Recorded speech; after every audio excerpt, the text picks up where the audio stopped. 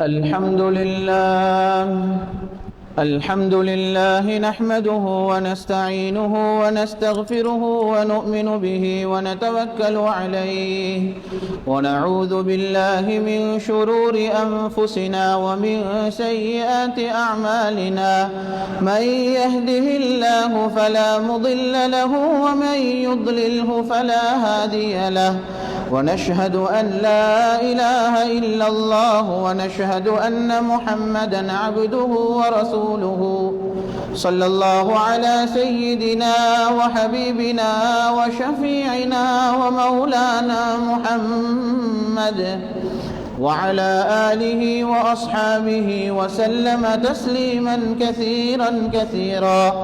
أما بعد فقد قال الله تعالى في كلامه العزيز بعد أعوذ بالله من الشيطان الرجيم بسم الله الرحمن الرحيم يا أيها الذين آمنوا اتقوا الله حق تقاته ولا تموتن إلا وأنتم مسلمون.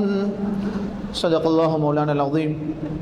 وقال النبي صلى الله عليه وسلم الدين والنصيحة أو كما قال عليه الصلاة والسلام.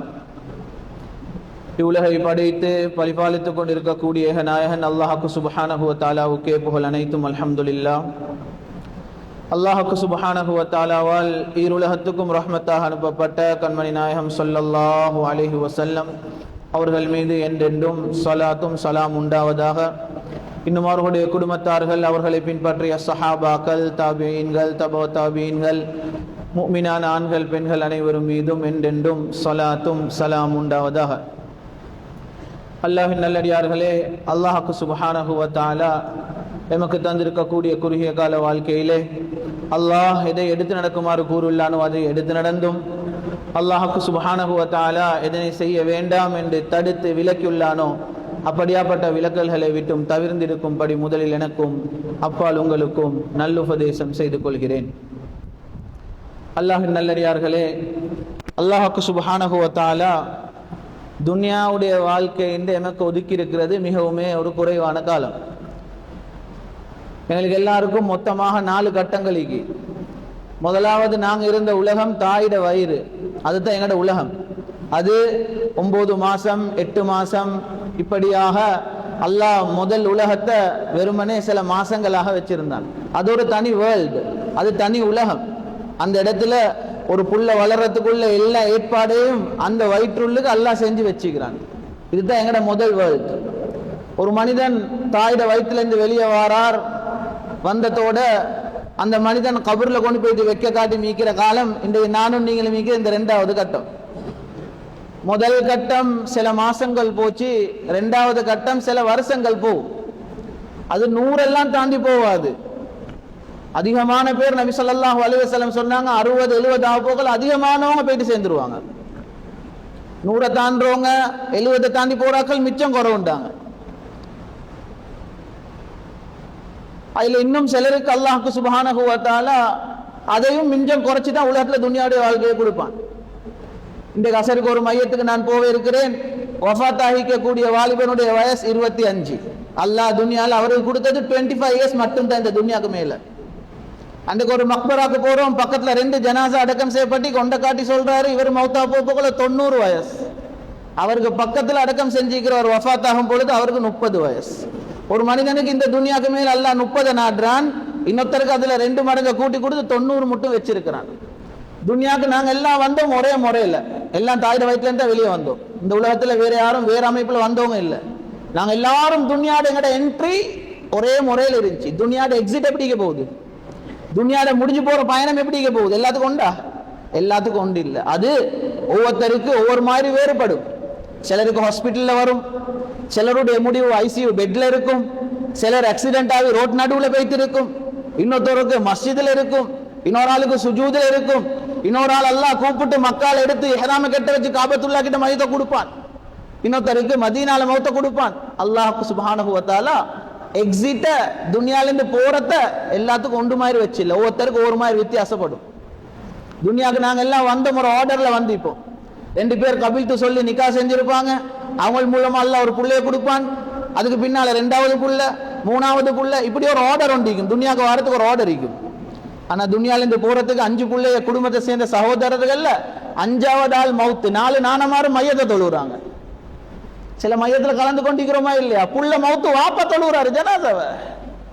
யாருக்கிட்ட என்ன உத்தரவாதம் இருக்கு சகோதரர்களே? அன்றைக்கு ஒரு ஜனாசால கலந்து கொண்டோம், அப்பா தொழுறாரு. அவட கிராண்ட் சன் மவுத்து, அவட பேர புள்ள மவுத்து. பின்னுக்கு இருந்த அப்பா ஜனாசாவை தொழுறார்.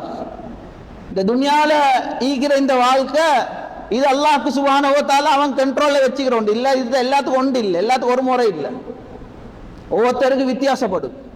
இந்த ஜும்மால இன்னைக்கு உட்கார்ந்துக்கிற எல்லாத்துல தலைமாட்டிலையும் எழுதப்பட்டிக்குது நீங்க எவ்வளவு தான் இந்த வாழ்க்கை. இங்க உட்கார்ந்துக்கிற எங்கள சிலருக்கு இந்த துனியாட லைஃப்ல மிஞ்சிக்கிற சில நாட்கள் மட்டும்தான் மறந்துடுவானு. சில நாட்கள், மாசம் இல்ல, சில நாள்.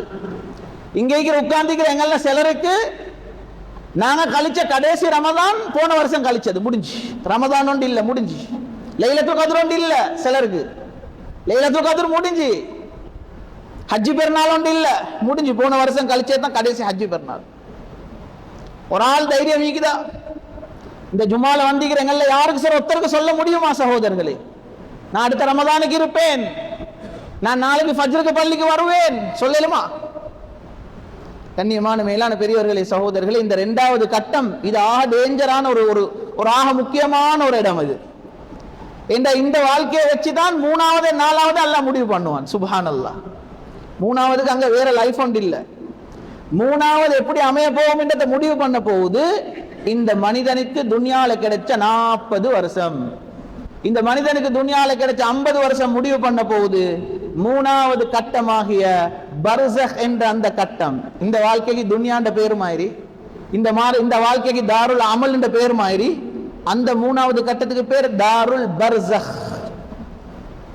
தாருல் பர்ஸஹ். சொர்க்கம் நரகத்தை புறம் பேசுவோம் நாங்க, அதெல்லாம் மிச்சம் தூரத்தில் இருக்குது. கேள்வி கணக்கு மிச்சம் தூரத்தில் இருக்குது. நாங்க எல்லாம் கழிக்கிற ஒரு 3வது கட்டம் இதுக்கு தான் சொல்ல தாருல் பர்ஸஹ். இந்த தாருல் பர்ஸஹ் எப்படி ஈக்க போகுது சகோதரர்களே? நாங்க கபரை கண்ணால பாத்திக்கிறோமா? நாங்க யாரும் கபரை கண்ணால கண்டு இல்ல சகோதரர்களே. அப்ப நாங்க கொண்டு போய் ஒரு மையத்தை வைக்கிற குழி, அப்ப அது என்ன? அது ஒரு உடம்ப வைக்கிற அளவுக்கு. உடம்புல இந்த ரூ வெளியே போனா அந்த உடம்பை வெளியே வச்சுட்டு கேள 2 நாள் வச்சீங்கன்னா உடம்பு அவிய ஆரம்பிக்கும், நாத்தம் வர ஆரம்பிக்கும். அதனால தான் ஹாஸ்பிட்டல்ல டிலே ஆகினா கொண்டு போயிட்டு அந்த பாடிகளை கொண்டு போய் மோச்சரியில் ஐஸ்ல ஃப்ரீஸ் பண்ணி தான் வைப்பாங்க. வைக்கல, ஃப்ரீஸ் பண்ணாம ஐஸ் இல்லாம வச்சா உடம்பு நாத்தம் ஆகிரும், அவிய ஆரம்பிச்சிரும், புழுக்கள் உடம்புல இருந்து வெளியே ஆரம்பிச்சிரும். அதனால தான் ஃப்ரீஸ் பண்றது கொண்டு போய் பாடி கொண்டு போய் வைக்கல, மோச்சரியில் போட்டுருவாங்க கொண்டு போயிட்டு.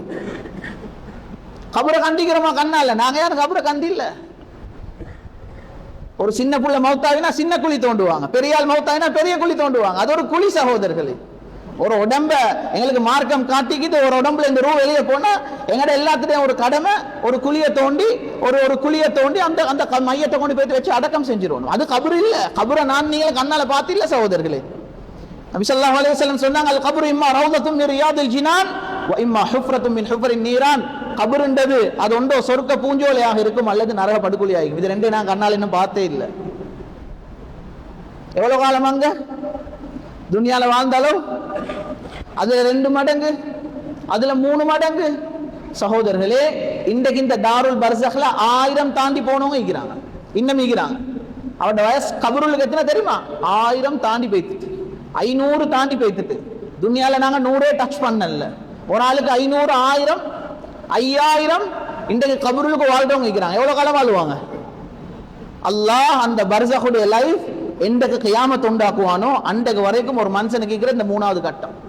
அப்ப அத்தனை 1000 வருஷத்துடைய வெற்றியை எது முடிவு பண்ண போகுது தெரியுமா? துனியால கிடைச்ச இந்த லைஃப். வேறொன்றை வச்சு அல்லாஹ் பார்க்கறல்ல. இந்த துனியால கிடைச்ச இந்த மனிதன் எப்படி வாழ்ந்தான் என்றதை பார்த்து முடிவு பண்ணுவான். 10,000 வருஷம் கபருள்ளுக்கு இந்த மனிதன் கபர் சொர்க்க பூஞ்சோலையாக அமையட்டும்.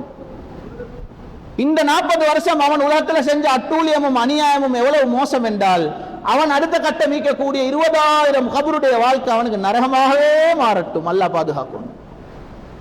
துனியாட லைஃப் எவ்வளவு முக்கியம் பாருங்க. எங்கட ரூ பிரியறதுக்குள்ள இது தயாராகிட்டு நாங்க போகணும். 4வது ஒரு கட்டத்துக்கு அல்லாஹ் எழுப்பாட்டுவான். அது இதை விட நீளம். முதல் கட்டம் மாசம், இரண்டாவது கட்டம் சில வருஷம், மூணாவது கட்டம் 100ஐயும் தாண்டி 500ஐயும் தாண்டி 1000த்துல போகும். நாலாவது கட்டம் அது அதை விட பயங்கரமான ஒரு கட்டம். அல்லாஹ் கபருல இருந்து எல்லாத்தையும் எழுப்பாட்டுவான். அந்த உலகத்தில் தாருல் கரார், ஒரு மனிதனுடைய முடிவு, நிரந்தர முடிவு கொடுக்கிற இடம் தாங்க தான் தாருல் ஜஸா. அந்த மனிதனுக்கு கூலி கொடுக்கக்கூடிய இடம் அது.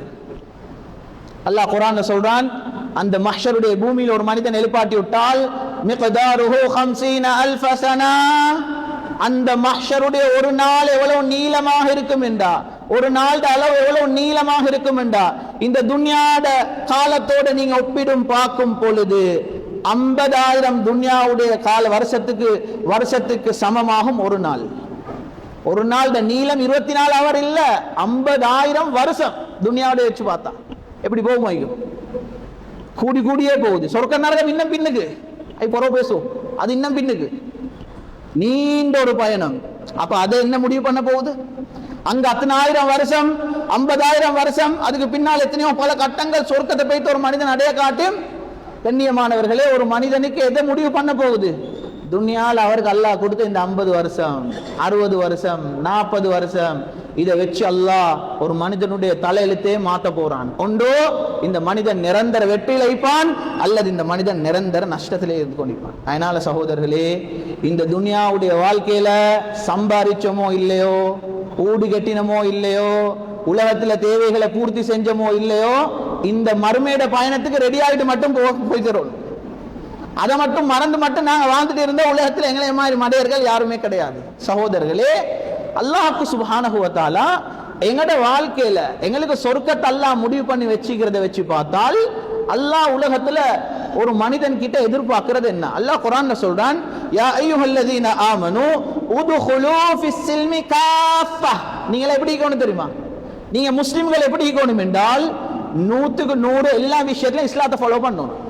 ஒரு மனிதர் சொல்றாரு, நான் 5 கடமையை சரியா செஞ்சுட்டேன் தானே, களிமா சொல்லிக்கிறேன், 5 நேரம் நான் விடாம பள்ளிக்கு வந்து தொழுகிற ஒரு மனிதன், எத்தனை வருஷமா நோன்பு நான் பிடிச்சிக்கிறேன், எனக்கு ஜக்காத் கடமை சரியா கணக்கு பார்த்து ஜக்காத்துல குறை இல்லாம ஜக்காத்தை கொடுத்திக்கிறேன், ஹஜ்ஜுக்கும் நான் போயிட்டு வந்திக்கிறேன், 1க்கு 3 இல்ல 4 இல்ல 5 ஹஜ்ஜு செஞ்சுக்கிறேன், இப்ப எனக்கு சொர்க்கத்துக்கு போயிலுமாண்டா?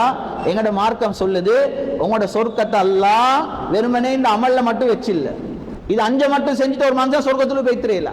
இன்னொன்று மீக்கி அதிலே முஸ்லிமா வாழணும். அது என்ன? அதுதான் உலகத்துல வாழ்ற எங்களுக்கு இந்த இடத்துல நாங்க வாப்பமார் உட்கார்ந்திப்போம், புள்ளையிலிக்கிற வாப்பமார், கல்யாணம் முடிச்ச மாப்பிளமார், கணவன்மார் உட்கார்ந்திப்போம், வயசான காலத்துல பெற்றோர் ஈக்கிற புள்ளையில் உட்கார்ந்திப்போம். 3 கேட்டகரியில இங்க உட்கார்ந்திப்போம் நாங்க ஆட்கள். வயசான காலத்துல பெற்றோர் ஈக்கிறாங்க, கல்யாணம் முடிச்சுக்கிறேன், நல்லா எனக்கு மனைவியை தந்திக்கிறான், அந்த மனைவி மூலமாக புள்ளையில தந்திருக்கிறான். கண்ணியமானவர்களே, எங்களுக்கு எல்லாருக்கும் மார்க்கம் சொல்லுது, அவங்களுக்கு தேவையான தேவைகளை பூர்த்தி செய்யறது உங்களோட பொறுப்பு. ஹலாலா தேடி கொண்டாலும் உங்களோட பொறுப்பு. அந்த மனைவிக்கு தேவையான ஊட கொடுக்கறது ஒரு ஆம்பளையோட பொறுப்பு. அந்த புள்ளையோட ஹலாலான தேவைகளை பூர்த்தி செய்யறது அந்த வாப்போட பொறுப்பு. வயசான காலத்துல பெற்றோர் இருக்கும் பொழுது அந்த பெற்றோரை பார்த்துக்கொள்வது ஒரு புள்ளையோட பொறுப்பு. கண்ணியமானவர்களே, எங்களோட மார்க்கம் சொல்லுது, நீங்க இந்த முஆமலத்தை தேடி போற இந்த பயணத்துல நீங்க ரிஸ்க தேட போக்கல. இன்றைக்கு உலகத்துல உங்களுக்கு 2 மாதிரி இதை செய்யணும். ஒன்று ஹராமா தேட மேலும், ஹலாலா தேட மேலும். எங்கட மார்க்கம் சொல்லுது, உங்களோட சம்பாத்தியம், நீங்க சாக்குல போடுற சல்லி, நீங்க தின்ன கொடுக்குற புள்ளைகளுக்கு சல்லி, இது 100க்கு 100 சுத்தமானதாக இருக்க வேண்டும். ஒரு மனிதர் சொல்றாரு, நான் 5 நல்லா செஞ்சுக்கிறேன், இதுல எந்த குறைபாடு வச்சில்ல, வியாபாரத்துல கொஞ்சம் முன்ன பின்ன இருக்குது, வட்டில கொஞ்சம் கலப்படம் இருக்குது, எடுத்த கடன் ஒன்று வருஷ கணக்காக இன்னும் திருப்பி கொடுக்கல. எங்கட மார்க்கம் சொல்லுது, சொர்க்கத்தை மட்டும் எதிர்பார்த்துறவான, தொழுந்து மட்டும் சொர்க்கத்தை எதிர்பார்த்துறவான. எங்கட மார்க்கம் பரிபூர்ணமான ஒரு மார்க்கம். எப்படி முஸ்லிமாக அதுல இருந்தீங்களோ, உங்களோட கொடுக்கல் வாங்கல்லையும் சரியா நீங்க முஸ்லிமா இருக்கணும். அதனால தான் நபி ஸல்லல்லாஹு அலைஹி வஸல்லம் சொன்னாங்க, ஒரு ஷஹீதுடைய அந்தஸ்து, அந்த ஷஹீதுக்கே அல்லாஹ் எல்லாம் பாவத்தை மன்னிப்பான், கடனை தவிர. ஒரு மனுஷனுடைய ஹக்க திருப்பி கொடுக்கிறதுன்றது இது ஆக பெரும் ஒரு மனிதனுக்கு இருக்கக்கூடிய பொறுப்பு. அது 1 ரூபாவாக இருக்கலும், அது பெரிய கணக்காய்க்கலும், சின்ன கணக்காய்க்கும். சகோதரர்களே, கடனுக்கு அல்லாஹ் கிட்ட பாவம் மன்னிப்பு இல்லை. யாரும் அப்படி துவா கேட்டுறவான, அல்லாஹ் கடன்ல இருந்து கடனை லேசாக்குன்னு துவா கேட்கலும், கடனை திருப்பி கொடுக்கறத நிலைமையை உருவாக்கித்தான் அல்லாஹ் துவா கேட்கலும்.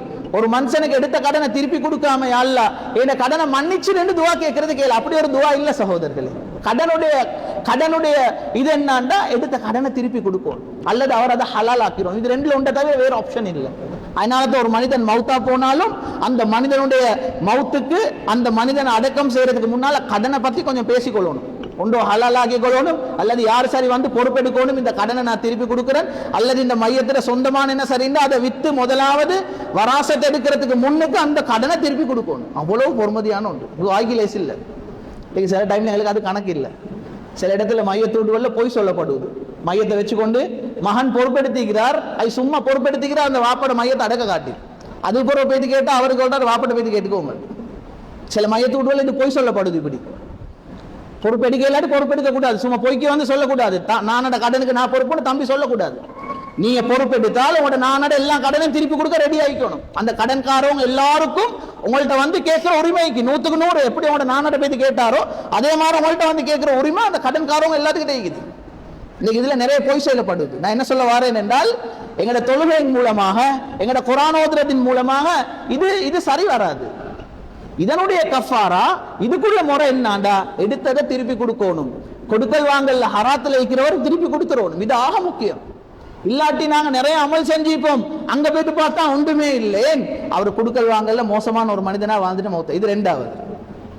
மூணாவது, ஒரு மனிதர் சொல்றார், ஹஜ்ரத் நான் இந்த 5 நல்லா செஞ்சுக்கிறேன், இதுல எந்த குறைபாடும் இல்லை, சதக்காவும் நிறைய கொடுத்துக்கிறேன், என் வியாபாரத்தை வந்து பாருங்க, என் பிசினஸ் எனக்கு தெரிய ஒரு ரூபா ஹராம் இல்லை, யாரை ஏமாத்தியும் இல்லை, ஒரு சொட்டு வட்டியில நான் ஈடுபட்டு இல்லை, நான் சரியா ஜெனுவினா என் வியாபாரத்தை அல்லாவுக்காக வேண்டி இஸ்லாத்துடைய முறையில உலமாக்கள்கிட்ட கேட்டு என் வியாபாரத்தை நான் பசங்க செஞ்சு கொண்டு போறேன், இப்ப எனக்கு சொர்க்கம் போகலுமா என்று ஒருத்தர் கேட்டால் எங்கட மார்க்கம் சொல்லுது, இது ரெண்டையும் செஞ்சு மட்டும் அவளுக்கு சொர்க்கம் போகலா, இன்னொன்று மீக்கி அதுல நீங்க முஸ்லீம் ஆயிக்கணும், அதுல முஸ்லீம் இருந்தா தான் உங்களுக்கு சொர்க்கம். ஒரு ஆள் சொல்றாரு, நான் இந்த 5 கடமையை நல்லா செஞ்சுக்கிறேன், வருஷம் உம்ராவும் போயிட்டு வரேன், ஹஜ்ஜிக்கும் எத்தனையோ போயிட்டேன், என்ன வியாபாரமும் நல்ல துப்புரவான வியாபாரம், ஆனா எனக்கும் எங்கட நானுக்கும் ஒரு பிரச்சனையில நாங்க 2 பேரும் பேசுறல்ல, உங்களோட எங்கட மார்க்கம் சொல்லுது சொர்க்கத்தை கேட்டு மட்டும் வந்துருவான. எங்கட வாப்பா கொஞ்சம் எங்களுக்கு ஒரு வாப்பாக்கும் ஒரு பிரச்சனையில வாப்பாக்கு நான் சத்தம் போட்டு ஏசிட்டேன், வாப்பாட உள்ளத்தை உடைச்சிட்டேன், மார்க்கம் சொல்லுது சொர்க்கம் தேடி மட்டும் எவ்வளவு தொழுந்து மட்டும் இங்க வந்துருவான, சொர்க்கத்தை தேடி சொர்க்கம் கிடைக்காது. ஒரு மனிதனுடைய செயல்பாடை பார்த்து ஒரு மனிதனுடைய உள்ளம் நோவடிச்சு அவருக்கு பதுவா செய்தார். அவர் நடந்து கொண்டிருக்கிற ஒரு முறையின் காரணமாக அவருடைய பக்கத்து கடைக்காரர், அவருடைய பக்கத்து வீட்டுக்காரர், கண்ணியமானவர்களே, எங்கட மார்க்கம் சுப்ஹானல்லாஹ், எங்கட மார்க்கம் இந்த விஷயத்துல ஆக பெரிய ஒரு ஸ்டேட்டஸை கொடுத்து வச்சுக்கிற ஒரு மார்க்கம். எங்கட மார்க்கம் ஒரு பெண்ணுக்கு நரகத்தை கொடுத்துச்சு, எதை வச்சு தெரியுமா? ஒரு பூனைக்கு செஞ்ச அநியாயத்தின் காரணமாக. சுப்ஹானல்லாஹ், ஏழுமுண்டா இதை விட ஒரு நீதமான ஒரு மார்க்கத்தை கொண்டாந்து காட்டுங்க பாப்போம், உலகத்துல யார் சரி? ஒரு பூனைக்கு செஞ்ச ஒரு அநியாயம், ஒரு பூனைக்கு தின்ன கொடுக்கல, ஒரு பூனையை கட்டி போட்டு இருந்தா அந்த பூனை அப்படியே செத்து போச்சு, அல்லாஹ் நரகத்தை கொடுத்தான் ஒரு பெண்ணுக்கு. ஏன் தெரியுமா? அந்த பூனைக்கு செஞ்ச அநியாயத்தின் காரணமாக. ஒரு பூனை முடிவு பண்ணிச்சு ஒரு மனுஷனுக்கு சொர்க்கமா நரகமா இருக்கு. புகார்ல ரிவாயத் ஒன்று வருவது, ஒரு பெண், சில ரிவாயத்துல வருவது அந்த பெண் ஜினால ஈடுபட்ட ஒரு பெண், இம்ராத்துன் பாகியா, ஜினால ஈடுபட்ட ஒரு பெண், அல்லாஹ் அந்த பெண்ணுக்கு சொர்க்கத்தை கொடுத்தான். ஜினால ஈடுபட்ட பெண்ணுக்கு எப்படி சொர்க்கம் கிடைக்கும்? சொர்க்கத்தை எது முடிவு பண்ணுச்சு? ஒரு தாகத்தோடு இருந்த ஒரு நாய், அந்த நாய்க்கு தண்ணி கொடுத்தா அல்லாஹ் சொர்க்கத்தை கொடுத்தான். சகோதரி, இது எங்கட மார்க்கம், இது எங்கட மார்க்கம். ஒரு மிருகத்துக்கு இன்னைக்கு நாங்க மிருகத்தை சீண்டு ஏசுறோம், அந்த மிருகம் முடிவு பண்ணிட்டு சொர்க்கமா நரகமா யோசிச்சு பாருங்க. வாப்பட உள்ளத்தை உம்மட உள்ளத்தை ஒரு மனுஷன் நோவு அடிச்சுட்டு மௌத்தாயினா எப்படி வைக்கும்? சொந்த பொறப்பு நானக்கு செஞ்சுக்கிற அநியாயம் அல்லாஹ் சும்மா விடுவானா? காபத்துல்லா, நபி ஸல்லல்லாஹு அலைஹி வஸல்லம் காபாவை பாயிண்ட் பண்ணி சொன்னாங்க, காபாவை பார்த்து சொன்னாங்க, நீ எவ்வளவு அழகா இருக்கிறாய், மா அத்யபகி வமா அத்யப ரிஹ், எவ்வளவு வாசம் உனக்கிட்ட வந்திருக்கு, நீ எவ்வளவு கண்ணியமான ஒன்றா இருக்கிறாய். காபான்றது நாங்க அவ்வளவு கண்ணியப்படுத்துற ஒன்று சகோதரர்களே. சத்தியம் பண்ணி சொன்னாங்க, வல்லாஹி, அல்லாஹ்வின் மீது சத்தியமாக காபாவை பார்த்து சொன்னாங்க, லஹுர்மத்துல் முஃமின், ஒரு முஃமினுடைய கண்ணியம் அஅஸமு ஹுர்மதன் மின்கி, உன்ட கண்ணியத்தை விட அதிகமானதுன்னா. ஒரு மனுஷன் உள்ளத்தை நோவடிக்கிறது உடைக்கிறது காபத்துல்லாஹ் உடைக்கிறதை விட மோசமான ஒரு காரியம் சகோதரர்களே. நாங்க சும்மா நினைச்சிருவோம், உன கடைக்கு ஒருத்தர் வாராரு சல்லி கேட்டு, இல்லண்டா இல்லன்னு சொல்லி அனுப்புங்க, அந்த மனிதனுடைய உள்ளம் நோவடிக்கிற மாதிரி பேசவான. நாங்க எல்லாரும் ஒரு கட்டத்துல யோசிச்சிருப்போம், ஹஜ்ரத் ரசூலுல்லாஹி ஸல்லல்லாஹு அலைஹி வஸல்லமுக்கு அல்லாஹ் இந்த மார்க்கத்தை கொடுக்கும் பொழுது அந்த மக்கால எல்லாரும் காஃபிர்களா தான் இருந்தாங்க. நபி ஸல்லல்லாஹு அலைஹி வஸல்லமுடைய மனைவி ஹதீஜா ரலியல்லாஹு அன்ஹா கூட அந்த நேரம் ஒரு காஃபிராக இருந்தார். ஹஜ்ரத் அபூபக்கர் சித்திக் ரலியல்லாஹு அன்ஹு கூட அந்த நேரம் ஒரு காஃபிராக தான் இருந்தார். ஹஜ்ரத் உமர், ஹஜ்ரத் அலி, ஹஜ்ரத் உஸ்மான் ரலியல்லாஹு அன்ஹும் சஹாபாக்கள் எல்லாத்தையும் எடுத்து பாருங்க, எல்லாரும் குஃப்ர்ல இருந்தாங்க அந்த காலத்துல. நாங்க எல்லாரும் ஒரு கட்டம் யோசிச்சிருக்கேலும். ஹஜ்ரத் ரசூலுல்லாஹி ஸல்லல்லாஹு அலைஹி வஸல்லம் ஹஜ்ஜத்துல் வதால ஒரு குத்பா பண்ணினாங்க. அந்த குத்பால கலந்து கொண்டோட எண்ணிக்கை எவ்வளவு தெரியுமா? மௌத்தாவினாங்க, ஷஹீதுகளாக இருந்தாங்க, கவர்னராக வேற வேற நாட்டுக்கு போய்த்திருந்தாங்க. இவங்க எல்லாத்தையும் விட்டு போட்டு அன்றைக்கு ஹஜ்ஜத்துல் வதாவுடைய குத்பால கலந்து கொண்ட ஆட்களோட கவுண்ட் 1,24,000 பேர். மிஷனை ஸ்டார்ட் பண்ண போகல ஒருத்தரும் முஸ்லிம் இல்ல. மிஷன் முடிய போகல இருந்திருக்கக்கூடிய எல்லாரும் 1,24,000 பேர் மட்டும் அந்த குத்பால கலந்து கொண்டாங்க. எப்படி இது நடந்துச்சு? நாங்க யோசிச்சிருப்போம். எங்களோட ஒரு நல்ல ஒரு கூட்டாளி, ஒரு நல்ல மனிதர், எங்களுக்கு அவர் எங்களோட மார்க்கத்தை பத்தி சொல்லி அவர் இஸ்லாத்துக்கு எடுத்துக்கொள்ளாத ஒரு நிலைமை இருக்குது. ஹஜ்ரத் ரசூலுல்லாஹி ஸல்லல்லாஹு அலைஹி வஸல்லம் என்னத்தை பாவிச்சாங்க? ஹஜ்ரத் ரசூலுல்லாஹி ஸல்லல்லாஹு அலைஹி வஸல்லம் என்னத்தை செஞ்சாங்க? கண்ணியமான மேலான பெரியவர்களே, சகோதரர்களே, ஹஜ்ரத் ரசூலுல்லாஹுடைய சீராவை படிச்சு பார்த்தா, ஹிஸ்டரியை படிச்சு பார்த்தா விளங்கும். நபி ஸல்லல்லாஹு அலைஹி வஸல்லம் இந்த மிஷனை சக்சஸாக செய்யறதுக்கு அடிப்படையாக காரணமாக இருந்தது ஹஜ்ரத் ரசூலுல்லாஹி ஸல்லல்லாஹு அலைஹி வஸல்லமுடைய நல்ல பண்பு. சகோதரர்களே, நல்ல அக்லாக், நல்ல பண்பு. ஹஜ்ரத் காலித் இப்னு வலீத் ரலியல்லாஹு அன்ஹு யார்? அவர் பத்ர்ல முஸ்லிம்களுக்கு அடின்னு அடிச்சார். உஹதுல இஸ்லாத்துக்கு பயங்கரமாக தாக்கப்பட்ட சஹாபாக்களுக்கு அதுக்கு பிரதானமான காரணம் இவர் தான். அப்படி இப்படி அடி இல்ல. உஹதுல நபி ஸல்லல்லாஹு அலைஹி வஸல்லம் பட்ட கஷ்டம் மாதிரி வேற எந்த யுத்தத்திலையும் படல. சஹாபாக்கள் பத்ர்ல தோத்த கோபம் அவங்களுக்கு, மக்கால குறைஷி காஃபிர்களுக்கு பத்ர்ல தோத்த கோபம். உஹதுல சகோதரர்களே, காஃபிர்கள் கூட செய்யாத ஒரு விஷயம் அவங்களும் செய்ய மாட்டாங்க. ஆனா வெறித்தனம் எந்த அளவுக்கு இருந்துச்சுண்டா தம்சீல் நடந்துச்சு. உஹதுல தம்சீல் நடந்துச்சு. தம்சீல் என்றா ஒரு உடம்புட ஒரு ஆள் மௌத்தாவி கீழே விழுந்துட்டான்னு அதை டச் பண்ண மாட்டாங்க, அந்த பாடியை விட்டுருவாங்க. ஆனால் உஹதுல வெறி எவ்வளவு வெறிண்டா காதை வெட்டி எடுத்தாங்க, மூக்க வெட்டி எடுத்தாங்க. ஒரு சஹாபிக்கு அடிப்பட்ட அடி எப்படி அடிண்டா ஒரு மனுஷன் நெருப்புல பத்தி அவருடைய அடையாளம் விளங்காமிக்கிற வேற செய்தி சகோதரர். ஆனா ஒரு மனுஷனுக்கு அடிச்சிக்கிறாங்க எந்த அளவுக்குண்டா, மூஞ்சில தாக்கிக்கிறாங்க எந்த அளவுக்குண்டா, மூஞ்செல்லாம் கிழிஞ்சு போய்த்து இது யாருன்னு அடையாளம் கண்டு கொள்ளலாம் போச்சு. அவருடைய தங்கச்சி விரல பிடிச்சு பார்த்தான், சொன்னா இதுதான் என் நானா அனஸ் இப்னு நதுர் ரலியல்லாஹு அன்ஹு. நான் என்ன சொல்ல வாரேன்டா, உஹதுல அவ்வளவு அடி நபி ஸல்லல்லாஹு அலைஹி வஸல்லமுக்கு பட்டுச்சு. அதுக்கு காரணமா இருந்தது இவர் தான். யாரு? காலித் இப்னு. எவ்வளவு இஸ்லாத்தை பத்தி ஒரு வெறுப்பிக்கும் உள்ளத்துல. சகோதரர்களே, கந்தக் நடக்குது, கந்தக்லயும் அவர் அப்படித்தான். அவர் காஃபிர், குஃப்ர்ல சைட்ல தான் வந்தார். அந்த பக்கத்துல கண்ணியமான மேலான பெரியவர்களே, சகோதரர்களே, மோத்தாவுடைய யுத்தத்தை ஹிஸ்டரி எடுத்து பார்த்தா அந்த மோத்தாவுடைய யுத்தத்துல இஸ்லாத்துக்கு வெற்றி கிடைச்சிச்சு அவரால் தான். சுப்ஹானல்லாஹ். இதுக்கு முன்னால நடந்த யுத்தங்கள் இஸ்லாத்துக்கு அநியாயம் நடந்தது அவரால. ஒரு யுத்தத்துல சரித்திரத்தை எடுத்து பார்க்கிறோம். அவர் கலந்து கொண்ட முதலாவது யுத்தம் ரசூலுல்லாஹி ஸல்லல்லாஹு அலைஹி வஸல்லம் அவருக்கு பேர் சொன்னாங்க ஸைஃபும் மின் ஸுயூஃபில்லாஹ், அல்லாஹ்வுடைய ஒரு வாள் உருவாகி இருக்குது, அவர் தான் காலித் இப்னு வலீத் என்றாங்க. எப்படி இது சாத்தியமாயிச்சு சகோதரர்? நாங்க யோசிச்சு பார்க்கணும் தானே. இந்த இஸ்லாத்துக்கு எதிராக யாரு சரி கத்தினா நாங்க அவருக்கு பதுவா செய்யணும். அவருக்கு பதுவா செய்யக்கூடாது, அவருக்கு துஆ செய்யணும். யா அல்லாஹ், எந்த வாயால் இஸ்லாத்தை கொச்சப்படுத்துறாரோ அதே வாயால் இஸ்லாத்தை உயர்த்துறியா அல்லாஹ். சஹாபாக்கள் அதிகமானவங்களை பார்த்தா எல்லாரும் இஸ்லாத்துக்கு எதிராக இருந்தவங்க, குறவு பார்த்தா உயிரை கொடுத்து இஸ்லாத்தை பாதுகாத்தவங்களே அவங்க தான். இத்தனை யுத்தங்கள்ல குஃப்ர்ல வந்தவர் என்ன நடந்துச்சு? அவருடைய நானா வலீத் இஸ்லாத்தை ஏற்றுக்கொண்டார். இஸ்லாத்தை ஏற்றுக்கொண்ட டைம்ல நபி ஸல்லல்லாஹு அலைஹி வஸல்லம் நானா கிட்ட தம்பியை பத்தி விசாரிச்சாங்க. உங்களோட தம்பி எப்படி இருக்கிறார்? ஒரு லெட்டர் ஒன்று கொடுத்தாங்க, இதை அவட கொண்டு போய் தம்பிகிட்ட கொடுங்க. நானா போய் தம்பி கிட்ட கேட்டாரு, நான் ரசூலுல்லாஹ் கிட்ட இருந்து வாரேன், ரசூலுல்லாஹி ஸல்லல்லாஹு அலைஹி வஸல்லம் உங்களை பத்தி விசாரிச்சாங்க. என்ன என்னைய பத்தி கேட்டாரா? என்ன பேரு சொல்லி கேட்டாரா? அப்படி கேட்டாரா? லெட்டர் எடுத்து பார்க்கிறார். சுப்ஹானல்லாஹ். நபி ஸல்லல்லாஹு அலைஹி வஸல்லம் நானா கிட்ட சொன்னாங்க, அவரை மாதிரி ஆட்கள் இஸ்லாத்துக்கு வராம இருக்க கூடாது. அவரை மாதிரி ஆட்களால் அல்லாஹ் இஸ்லாத்தை எவ்வளவு உயர்த்துவான். உடனே பயணத்தை ரெடி ஆக்கினார் மக்கால இருந்து மதீனாவுக்கு. அவரோட அம்ர் இப்னு ஆஸ் ரலியல்லாஹு அன்ஹு ஹிஜ்ரி 8ல சகோதரர்களே. இவ்வளவு இஸ்லாத்துக்கு எதிராக இருந்தவர் ஒரு சின்ன ஒரு நல்ல அஹ்லாக், நபி ஸல்லல்லாஹு அலைஹி வஸல்லம் நடந்து கொண்ட ஒரு முறை, அவருக்கு ஏசி அனுப்பல, அவருக்கு பதுவா செஞ்சு அனுப்பல, அவரை பத்தி விசாரிச்சார். மதீனாக்கு போய் ரசூலுல்லாஹ்ட கையை பிடிச்சி அஷ்ஹது அன் லா இலாஹ இல்லல்லாஹ் இஸ்லாத்துக்கு வந்தார். சகோதரர்களே, எங்கட மார்க்கம் இப்படித்தான் பரவிச்சு சகோதரர்களே. எங்கட மார்க்கம் இப்படித்தான் பரவிச்சு. நபி ஸல்லல்லாஹு அலைஹி வஸல்லம் உலகத்துல வாழ்ந்த டைம்ல அவங்களோட நடந்து கொண்ட நல்ல முறைகளை பார்த்து, நல்ல அமைப்புகளை பார்த்து இஸ்லாத்துக்கு மக்கள் நிறைய வந்து கொண்டிருந்தாங்க. சஹாபாக்கள் ஒரு முறை ஒரு பயணம் போற டைம்ல ஒரு மனிதன் அப்படியே பிடிச்சிட்டு கொண்டாந்தாங்க மக்தீனாவுக்கு. நபி ஸல்லல்லாஹு அலைஹி வஸல்லம் கேட்டாங்க, யாரை கொண்டாந்திக்கிறீங்க தெரியுமா? இவர் தான் யமாமான்னு சொல்ற ஏரியாட கவர்னர் சுமாமத் இப்னு உசால கொண்டாந்திக்கிறீங்க. இவர் லேசான ஆள் இல்ல, இவர் அவங்களோட கூட்டத்தார்கள்ட்ட தலைவரை கொண்டாந்து இருக்கிறீங்க. சஹாபாக்கள் கொண்டாந்து அவரை ஒரு மஸ்ஜித் நபவியில் ஒரு தூண்ல கட்டி போட்டு இருந்தாங்க. நபி ஸல்லல்லாஹு அலைஹி வஸல்லம் சொன்னாங்க, இவரை யாரும் ஒன்றும் தொந்தரவு பண்ணக்கூடாது. இவ்வளவு காலம் இஸ்லாத்துக்கு எதிராக அநியாயம் செஞ்ச ஒரு மனிதர் சொன்னாங்க, இவரை யாரும் ஒன்றும் தொந்தரவு பண்ணக்கூடாது. உங்கள்ட்ட இருக்கிற நல்ல சாப்பாடுகள் என்ன சார் இருந்தா இவரை வச்சு இவரை கவனிங்க. முதலாவது நாள் வைக்கப்பட்டுச்சு, இரண்டாவது நாள் வைக்கப்பட்டுச்சு. யாரும் ஒன்றும் அவரோட பேசல. ரசூலுல்லாஹ் மட்டும் போவாங்க, பேசி கேட்பாங்க, மாதா இந்த கையா சுமாமா, சுமாமா என்ன சொல்றீங்க?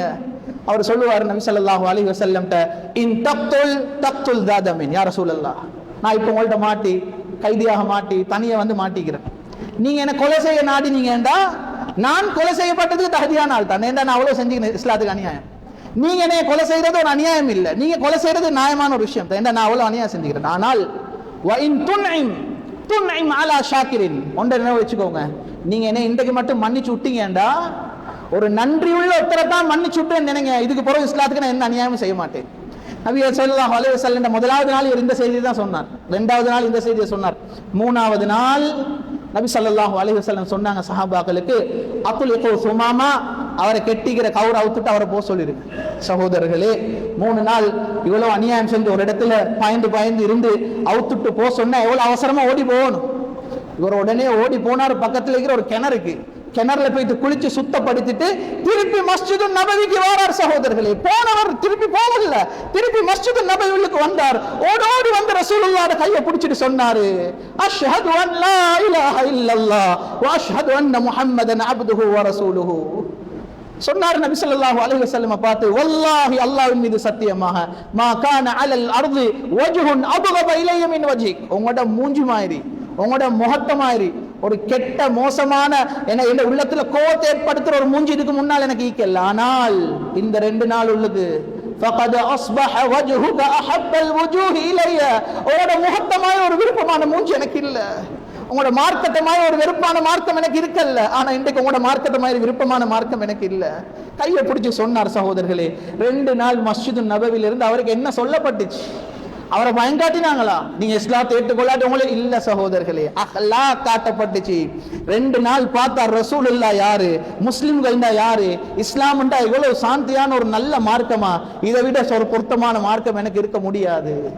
கண்ணியமான மேலான பெரியவர்களே, சகோதரர்களே, எங்கட மார்க்கம் அஹ்லாக்குட உச்சகட்டத்தில் இருக்கக்கூடிய மார்க்கம். நான் என்ன சொல்ல வாரேன்டா, நீங்க 50 வருஷம் முன்சஃப்ல இருந்து தொழுந்திருப்பீங்க, ஆனால் நாளைக்கு உங்களோட மனைவி அல்லாஹ் கிட்ட செய்யற ஒரு கம்ப்ளைண்ட் போதும் நீங்க நரகம் போறது. 50 வருஷம் குர்ஆன் ஓதிப்பீங்க, எங்கட மார்க்கம் அதெல்லாம் ஓரமாக்கிட்டு ஒரு மனிதனுடைய கம்ப்ளைண்ட் நாளைக்கு அல்லாஹ் நிச்சயமாக நீதம் எடுத்து கொடுப்பான். இன்றைக்கு நடந்த ஒரு அநியாயத்தை நீங்க சில வேளை மறந்திருப்பீங்க, அல்லாஹ் மறக்க மாட்டான். இந்த எல்லா அநியாயத்துக்கும் சகோதரர்கள், அது சின்னதாக இருந்தாலும் நாளைக்கு கியாமத்தில் அதுக்குரிய நீதம் செல்லப்படுத்தப்படும். ஃபலா துஸ்லமு நஃப்சுன் ஷைஆ, அல்லாஹ் சொல்றான், அதுல எந்த ஒரு அநியாயமும் நடக்க மாட்டுச்சு. நீதம் சின்னதோ பெருசோ நடந்த எல்லா அநியாயத்துக்கும். சகோதரர்களை, நான் என்ன சொல்ல வாரேன், என் பயான் சுருக்கம் என்னண்டால், அஹ்லாக்க மறந்துடக்கூடாது. எங்கள்ல சிலர் இன்றைக்கு நாங்க நினைக்கிறோம் தொழுவுரத்தில் ஒழுந்து கொண்டு நாங்க தொழுகையில ஏமாந்து போய்த்திருக்கிறோம். சிலர் நாங்க நினைக்கிறோம் தொழுவுரம் தானே, வியாபாரம் அப்படின்னா பிரச்சனை இல்லை. குடும்பத்துல பார்த்தா எத்தனையோ பேரோட கோவம், கல்யாணத்துக்கு வந்து பார்த்தா நானோட கல்யாணத்துக்கு தம்பியோட ஃபேமிலியே வந்து இல்லை. சகோதரர்களே, சொர்க்கத்தை எதிர்பார்க்கலாம். ஹதீஸ், தெளிவான ஹதீஸ் புகாரில, லா யதுகுலுல் ஜன்னத காத்திஉ ரஹீம், எந்த மனுஷன் உறவு முறையை துண்டிச்சு நடப்பாரோ அவர். அஹ்லாக்ன்றது குடும்பத்தோட சம்பந்தப்பட்டது, மனைவியோட சம்பந்தப்பட்டது. உலகத்துல வாழும் பொழுது அவக்கும் நல்ல மனிதனாக வாழணும், பிள்ளைகளுக்கும் நல்ல வாப்பவாக வாழ்ந்துட்டு மௌத்தா போகணும், பெற்றோருக்கும் நல்ல பிள்ளைகளாக இருந்துட்டு வாழ்ந்த போகணும், சமுதாயத்துக்கும் ஒரு நல்ல மனிதனாக மௌத்தாகணும். சகோதரர்களை, நான் அடிக்கடி சொல்லக்கூடிய ஒரு விஷயம், எங்கட மௌத்துகள் எப்படி அமையணும் என்றால், வானத்தில் இருக்கிறவங்க எல்லாம் சந்தோஷப்பட்டு எதிர்பார்த்து கொண்டிருக்கிற மௌத்தாகவும், உலகத்தில் இருக்கிறவங்க எல்லாம் கண்ணீர் வடிக்கிற ஒரு மௌத்தாகணும் சகோதரர்கள். கண்ணீர் வடிப்பாங்க யாருக்கு தெரியுமா? நல்ல பண்புள்ள ஒரு மனுஷன் மௌத்தா போல கண்ணீர் வடிப்பான். உங்களோட மையத்துக்கு 100 கிலோமீட்டர் 200 கிலோமீட்டருக்கு அங்கிட்டு இருந்து டிராவல் பண்ணி வருவாங்க. இந்த முகத்தை கபூர்ல வைக்கிறதுக்கு முன்னால கடைசி ஒரு டிப் நான் பார்த்துக்கொள்ளணும். தூரமான இடத்துல இருந்து மையத்துக்கு வருவாங்க சகோதரி. யாருக்கு வருவாங்க தெரியுமா? நல்ல மனிதனுக்கு வருவாங்க. ஒரு நல்ல மனிதன் மௌத்துல வெளியில் எல்லாரும் அவர்கிட்ட நலவு பேசுவாங்க. எங்கட நலவுகள் பேசப்படுற மையத்தாகும். இன்றைக்கு சில மையத்துக்கு போறோம், அவரை பத்தி நலவு பேச ஒன்றும் இல்லை. வெளியே வந்து ஆட்கள் பாலிடிக்ஸ் பேசி கொண்டிருக்கிறாங்க, வெளியே வந்து வேற வேற பேச்சு பேசுறாங்க. மையத்தூட்ல பேசப்படணும் என்ன தெரியுமா? இவர்கிட்ட நல்ல காரியங்கள் பேசணும். அப்படியாப்பட்ட மனுஷர்கள் நான் வாழ்ந்துட்டு மௌத்தாகணும். மூஞ்சில சிரிப்பில்லாத மனுஷனா வாழ்ந்துட்டு மௌத்தா போய் எங்கட நலவு யாரும் பேச மாட்டாங்க. எங்கட சந்தோஷப்படுவாங்க. அடுத்த கடைக்காரர் சந்தோஷப்படுவாரு, இவ்வளவு காலம் பெரிய ஒரு தலைவலி இன்றைக்கு பேய்த்துட்டு எங்கட வீட்டுக்கு அடுத்த வீட்டு வாழ்றவங்க சந்தோஷப்படுவாங்க. இல்ல, எங்கட அடுத்த வீட்டு ஆட்கள், எங்கட மஹல்லா வாசிகள், எங்கட பக்கத்துல வீட்டுல இருந்தவங்க எல்லாத்துல கண்ணீர் வடியணும். இவ்வளவு ஒரு தங்கமான மனுஷன் நாங்க இழந்துட்டோமே. எங்கட மஹல்லால எங்கட மையத்துக்கு கலந்து கொள்றவங்க கண்ணால கண்ணீர் வரணும். இதுக்கு பின்னால் ஒரு ஜும்மாக்கு இந்த மனுஷனை நான் காண மாட்டேனே, இதுக்கு பின்னால் ஒரு தொழிலுக்கு இந்த சீதேவி முகத்தங்களை காண கிடைக்காது என்று கவலைப்பட்ட ஒரு நல்ல மௌத்தாக அமையணும் சகோதரர்களே. உள்ளம் கடினமாக அடுத்தவருக்கு அநியாயம் செஞ்சு கொண்டு, அடுத்தவருக்கு எப்ப பார்த்தாலும் ஒவ்வொரு வகையான மோசமான உள்ளங்களை நோவடிச்சு கொண்டு இப்படி பெருமையோட நாங்க உலகத்துல வாழ்ந்துட்டு மௌத்தாயினம் என்றா உலகத்துல ஒன்றும் கிடைக்காது சகோதரர்களே. ஒரு மனிதன் அஹ்லாக்கா வாழ்றதுக்கு சல்லி கண்டிஷன் இல்லை. சில டைம்ல நாங்க நினைக்கிறது கேளும், ஒரு மனுஷன் சல்லி கூட வசதி கூட, அதனால் அவர் வந்து ஏழைகளோட பேசக்கூடாது. இல்ல சகோதரர்களே, இன்றைக்கு உலகத்திலேயே ஒரு கெட்ட பழக்கம் என்ன தெரியுமா? எங்கள்கிட்ட எல்லாம் ஒரு கெட்ட பழக்கம், ஒரு மனிதனை கண்ணியப்படுத்துறது அவர்கிட்ட சல்லியை வச்சு. சல்லின்றது கண்ணியப்படுத்தப்பட்ட ஒன்று இல்ல சகோதரர்களே. சஹாபாக்கள்ல பெரிய பெரிய ஆட்கள் இருந்தாங்க, பெரிய பணக்காரவங்க இருந்தாங்க, அவங்கள கண்ணியப்படுத்தப்பட்டுச்சு வந்து அவங்கள்ட்ட சல்லியை வச்சு இல்ல. இன்றைக்கு எங்கள்கிட்ட எல்லாம் ஒரு கெட்ட பழக்கம், ஒரு வசதியான ஒருத்தர் வந்துட்டா இருந்தா அவர் ஒரு மனிதனாக எங்களுக்கு கண்ணியப்படுத்துறான், அவர்கிட்ட வசதியை வச்சு எல்லா இடத்திலையும் அவரை கண்ணியப்படுத்தப்படுது. இது ஒரு கெட்ட பழக்கம். இது இல்லாம போகணும். சஹாபாக்கள்ல பெரிய பணக்காரவங்க இருந்தாங்க. ஹஜ்ரத் உஸ்மான் இப்னு அஃபான் ரலியல்லாஹு அன்ஹு 3வது கலீஃபா. அவர் யாரு? அந்த காலத்துல வாழ்ந்த ஆகப்பெரிய இம்போர்ட்டர் அவர் தான். அவ்வளவு பெரிய பணக்காரர் அவரு. ஆனா ஹலீஃபாவாக முடிவு செய்யப்பட்டுச்சு. அவர்கிட்ட சல்லியை வச்சியா? இல்ல, அவர்கிட்ட தக்குவாவை வச்சு.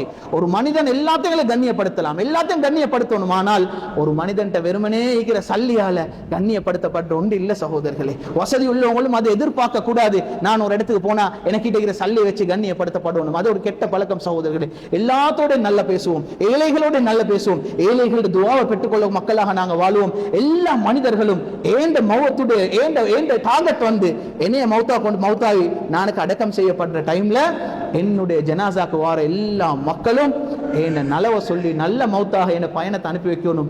நான் அந்த பயணத்தை முடிச்சுட்டு போற அடுத்த கட்டம் எல்லா வானவர்களும் எங்களை எதிர்பார்த்து வெல்கம் பண்ற ஒரு நல்ல மௌத்தாக அமையணும். பேசின அனைத்து விஷயங்களையும் எடுத்து நடக்கக்கூடிய பாக்கியத்தை முதலாவது எனக்கும், இரண்டாவதாக உங்கள் அனைவருக்கும் அல்லாஹ் தௌஃபீக் செய்வானாக. வ ஆகிரு தஅவானா அனில் ஹம்துலில்லாஹ்.